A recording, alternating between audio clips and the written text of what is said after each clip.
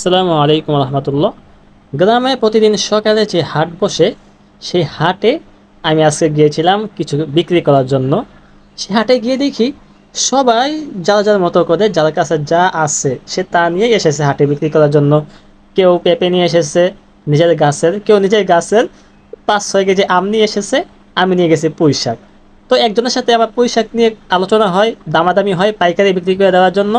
আমি এতক্ষণ বসে থাকবো না, পাইকারি দিয়ে আসবো। দেখেন ওনার সাথে আবার কি আলোচনা হয়।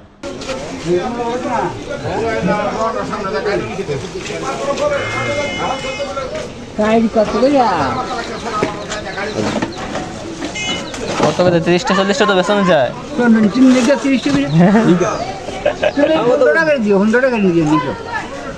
সব বিল পানি একটা মোটা নিবা 10 টাকা না 5 টাকা কইটা ভাত বানানো খাওয়া খাওয়া বাতা এতে ভালো বাতা। আপনি কত দিলে দিবেন? আপনি কত দিলে দিবেন? এটা কেন করবেন আপনি? 10 টাকা। কে 10 টাকা? 20 টাকা দিয়ে দেন। না তোমাকে তুমি দেখো আর ঠিক জানাই দিন 20 টাকা দিতেন না?